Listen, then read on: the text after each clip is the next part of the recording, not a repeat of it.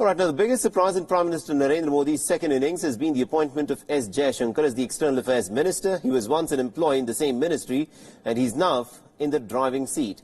Now, on the 30th of May, S.Jaishankar scripted history to become the first Foreign Secretary to in fact head the Ministry of External Affairs. Now, in a surprise move, Prime Minister Narendra Modi himself had pegged the seasoned diplomat to helm the key ministry nearly about 16 months after he retired.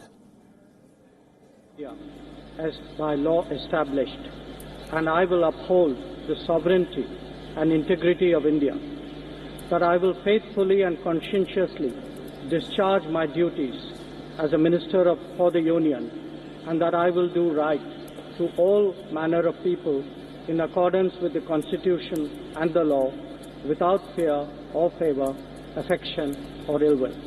I, Subramaniam Jaishankar, do swear in the name of God that I will not directly or indirectly communicate or reveal to any persons or persons any matter which shall be brought under my consideration or shall become known to me as a Minister for the Union, except as may be required for the due discharge of my duties.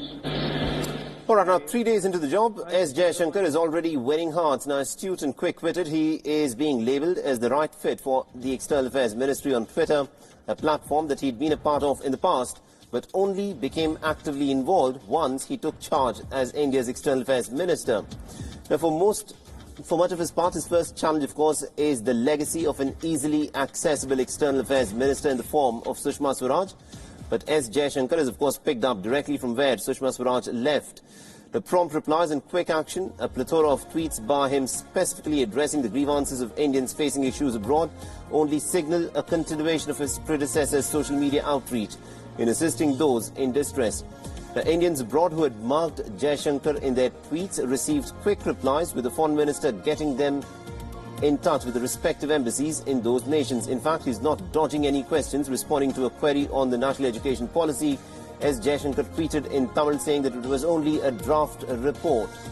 Remember, he's in fact being considered to be an expert on China and the United States, but most importantly, the new External Affairs Minister's moves will be very keenly watched to see whether he also brings any changes to India's approach in dealing with Pakistan. All right, now a day after Pakistani security agencies harassed guests at the Indian High Commissioner's iftar dinner in Islamabad, the Indian High Commission has now issued a statement condemning the intimidation of the guests and also the scrutiny checks that they had been subjected to. Now, the Indian High Commission has in fact registered a strong protest with the Pakistani government. In its statement, the Indian High Commission has given details about how the guests faced unprecedented harassment and intimidation at the hands of the Pakistani security agencies. Now, the statement that's been put out by the Indian High Commission reads, and I quote here, "The security forces stationed on the main road outside of the Hotel Serena rudely rebuffed and also intimidated the officers and diplomatic staff of the High Commission of India who tried to ascertain from the security personnel the reason for the harassment of the guests.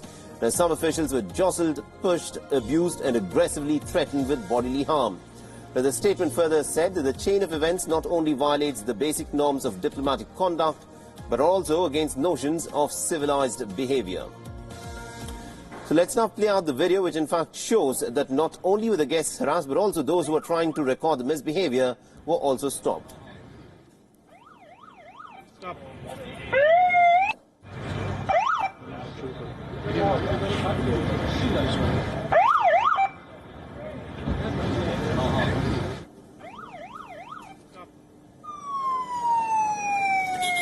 So as of now, the Indian High Commission has requested the Pakistani government to urgently investigate into the harassment of the guests and has also demanded that diplomats and officials of the Indian High Commission should be allowed to discharge their functions without fear or harassment.